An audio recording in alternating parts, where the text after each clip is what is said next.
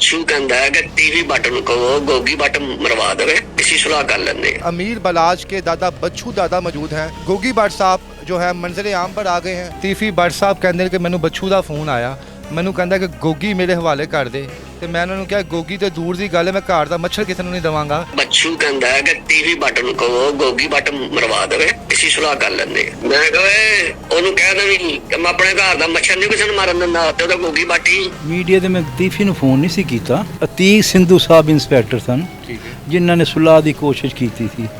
ਟੀਪੂ ਜ਼ਿੰਦਾ ਸੀ ਤੇ ਬਾਖੁਦਾ ਮੈਂ ਵਜ਼ੂ 'ਚ ਬੈਠਾ ਆ। ਉਹਨੇ ਕਿਹਾ ਜੀ ਤੀਫੀ ਕਹਿੰਦਾ ਗੋਗੀ ਨੂੰ ਮਰਵਾ ਲਓ, ਮੇਰੇ ਨਾਲ ਸੁਲਹ ਕਰ ਲਓ। ਕਿ ਜਿਸ ਸ਼ਖਸ ਨੂੰ ਅਸੀਂ ਜਾਣਦੇ ਨਹੀਂ, ਪਹਿਚਾਣਦੇ ਨਹੀਂ, ਕੋਈ ਰਿਸ਼ਤੇਦਾਰੀ ਨਹੀਂ, ਸਾਡਾ ਦਿਮਾਗ ਖਰਾਬ ਹੈ ਕਿ ਅਸੀਂ ਉਹਨਾਂ ਉੱਤੇ FIR ਕਰਾਣੀ। ਟੀਪੂ ਦਾ ਵਾਲਦ ਜਿਸ ਹੈ ਅਸੀਂ ਉਹਦੇ ਤੇ FIR ਤਾਂ ਨਹੀਂ ਕਰਾਈ, ਉਹਨਾਂ ਦੀ ਉਸ ਨੇ ਨਹੀਂ ਕਰਾਈ। ਠੀਕ ਹੈ ਨੇ ਕਿ ਤਸਦੀਕ ਨਹੀਂ ਹੋਈ। ਸੜਕ ਦੇ ਕਿਨਾਰੇ ਤੇ ਬੈਠੇ, ਕੋਈ ਮੈਂ ਨਹੀਂ, ਕੋਈ ਕੁਛ ਨਹੀਂ, ਤੇ ਲੜਕੇ ਆਏ ਨੇ ਮਾਰਿਆ। ਤਿੰਨ ਡਰਾਈਵਰ ਵਿਚਾਰਾ ਅੱਗੇ ਬੈਠੇ ਸਨ, ਉਹ ਅੱਲਾ ਨੂੰ ਪਿਆਰੇ ਹੋ ਗਏ। ਗੋਗੀ ਸਾਹਿਬ ਤੇ ਕਹਿ ਰਹੇ ਨਾ ਕਿ ਸਾਨੂੰ ਇਨਸਾਫ ਨਹੀਂ ਮਿਲਿਆ, ਇਹ ਕਹਿੰਦੇ ਸਾਨੂੰ ਇਨਸਾਫ ਨਹੀਂ ਮਿਲਿਆ।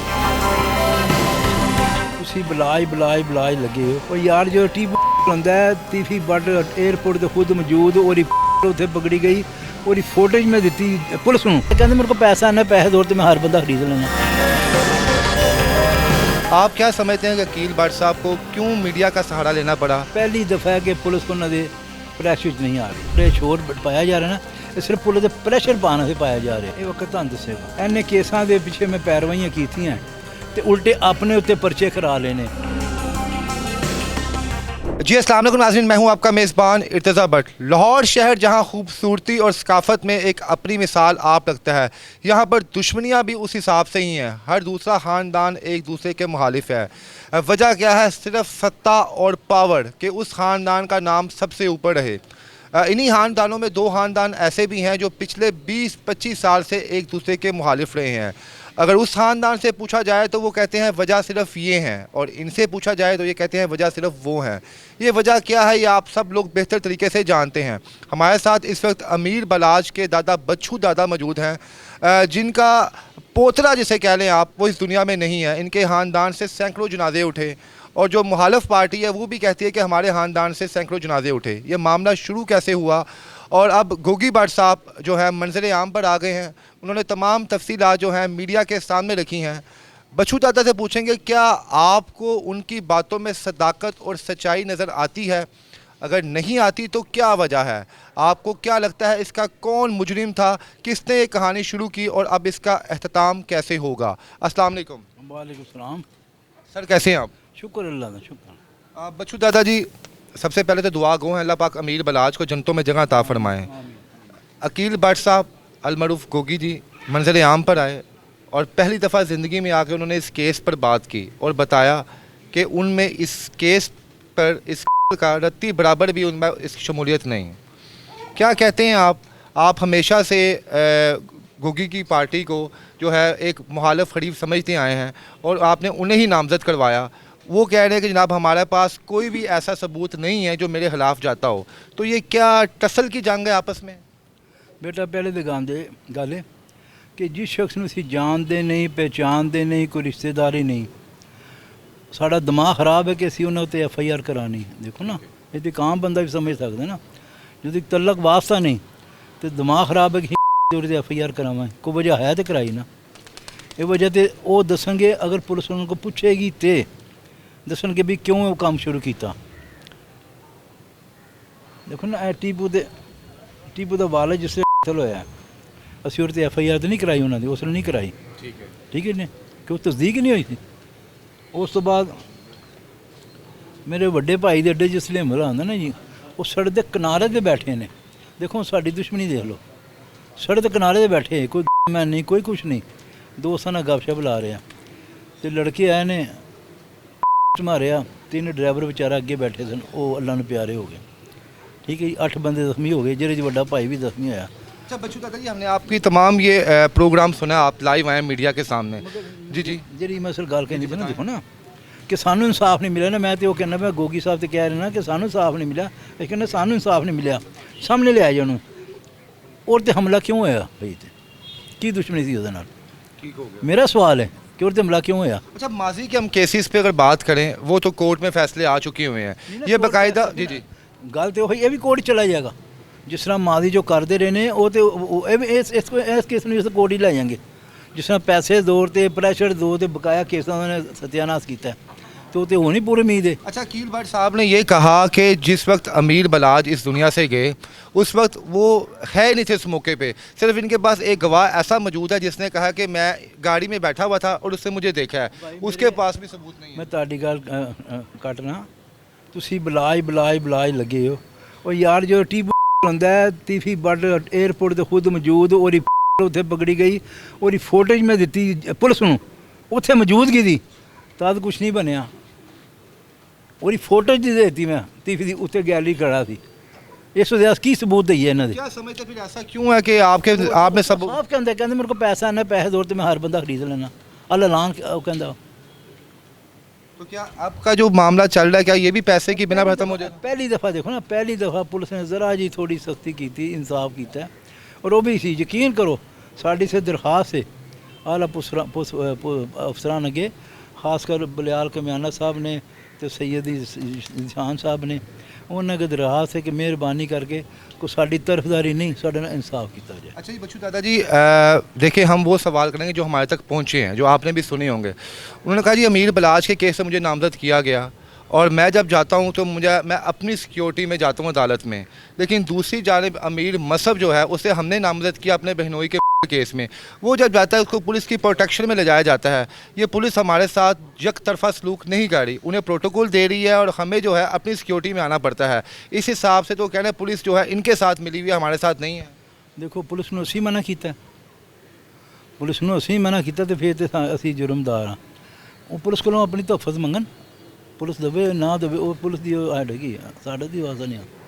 अच्छा, हम देखते हैं कि आपकी फैमिली वक्तन फ़वक्तन मीडिया के सामने आते थे और अपने असल हक़ाइक़ बयान करते थे।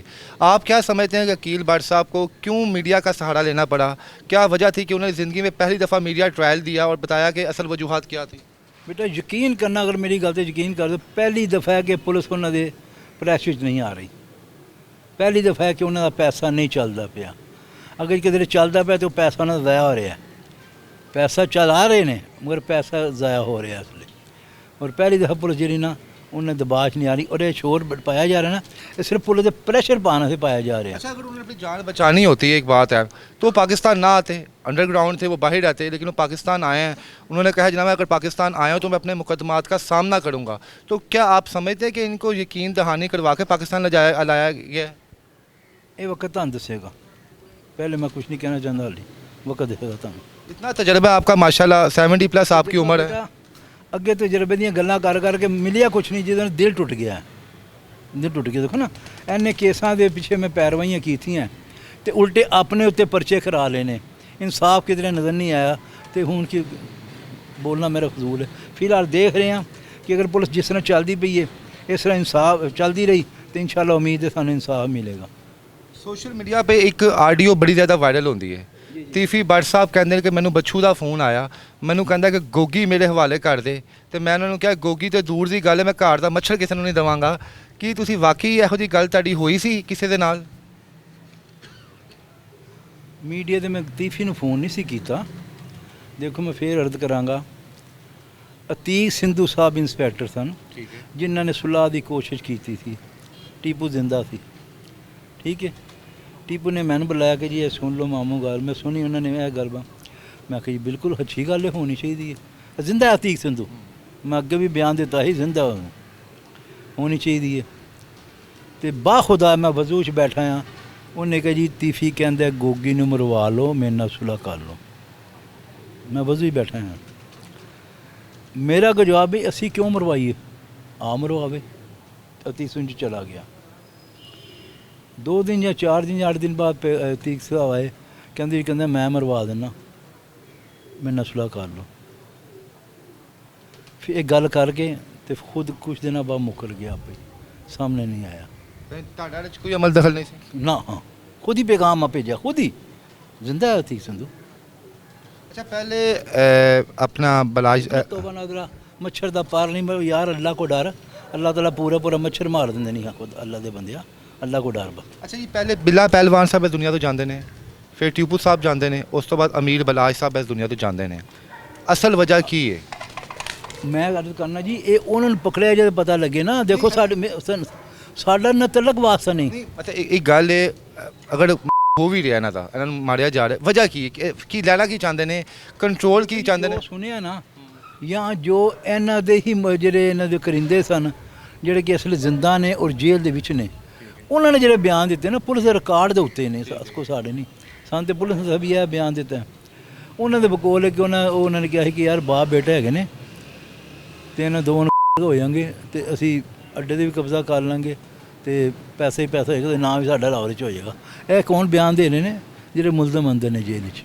यानी उन्होंने का बयान है कि ਸਿਰਫ ਪੈਸੇ ਦੇ ਲਾਲਚ 'ਚ ਨਾ ਬਣਾਉਣ ਦੀ ਵਜ੍ਹਾ ਨਾਲ ਇਹ ਮਾਮਲਾ ਸ਼ੁਰੂ ਕਰਤਾ, ਜਦ ਕਿ ਸਾਡੇ ਖਾਬੋ ਖਿਆਲ ਨਹੀਂ। ਦੇਖੋ ਨਾ, ਮੈਂ ਰਾਵੀ ਰੋਡ ਸੁੱਤਾ ਹਾਂ ਆਪਣੀ ਜਗ੍ਹਾ ਤੇ ਮੈਨੂੰ ਫੋਨ ਆਂਦਾ ਪਿਆ ਵੱਡੇ ਭਾਈ ਦਾ ਕਿ ਕੀ ਕਰ। ਮੈਂ ਆਖਿਆ ਮੈਂ ਤਾਂ ਸੁੱਤਾ ਹਾਂ, ਉੱਠੋ ਹੋ ਗਏ ਭਾਈ ਨੂੰ।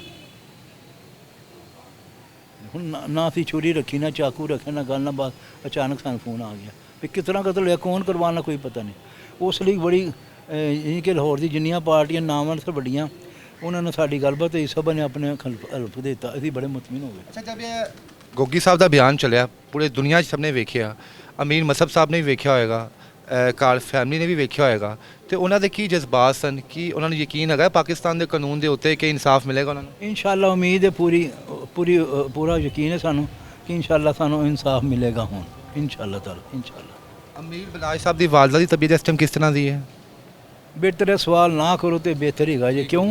देखो ना साढ़े घर जनाजे उठे ने यार, ठीक है, यकीन करो तुसी इंटरव्यू कर रहे हो, मेरा दिल अंदरों रो रहा है क्योंकि बच्चा सान नहीं भुलता। मैं कहना सारे कतल ही भुल जावांगे, यह बच्चा नहीं भुलेगा सानू, क्योंकि बच्चा साढ़े सब का खिडौना सी है। फिर कदी जिंदगी च उन्हें किसी ने इनकार किसी गल तो नहीं किया सी। कोई सायल आ गया है, कोई काम उन्हें कहता उन्हें बस अच्छा जी अच्छा जी अच्छा जी और करदा सी। और देखो ना दूसरे बात मैं एको गल कहूँगा, अजान भी हो रही हूँ, तुसी ना मेरे ते जाओ ना गोगी साहब ते जाओ, अलहाज गोगी साहब ते जाओ तुसी। मैं ट्रांसपोर्टर हाँ, ठीक है जी, को सारे ट्रांसपोर्ट साढ़े रिश्तेदार तो नहीं, पूरा लाहौर पे सब्जादा रावी रोड से सगियाँ किसी ट्रांसपोर्ट को जाके मेरे मतलब सवाल कर सकते हो। अगर कोई एक भरा भी कह दे कि जी हाँ बंदा गलत है, या इन्हें दिहाड़ियाँ लाइया, या इन्हें किसी ने तंग किया है, या मैं जुर्मदार हाँ, ठीक है। बिल्कुल नहीं मेरी जी मैं गल करना उधर आना दूजे पासे नहीं दूजे पासे सिर्फ ग्वाल मंडी, मैं नहीं कहता दाएं बाएं ना, सिर्फ ग्वाल मंडी इको बाजार ही जाके दुकानदार पूछ लो, करो सर्वे खुफिया। अगर कोई दुकानदार कह दे हाँ जी बड़े नेक साहब पाक साफ ने, मैं देनदार हाँ। जिन्होंने बचपन गुजारे अब दुकाना को खो खा के ये कहते ही बचपन तो ताजर सन, दसना ताज किस तरह ताजर सन की सी इन्होंने को अज कहते शुरू तो ताजर सा, ताजर सी कि बाप मेरा पेंशन लाता ही ताजर बन गया। कितने दुकानदारी की, दुकान पर बैठने मार्केट बैठने, कितने ताजर बना किया उन्होंने।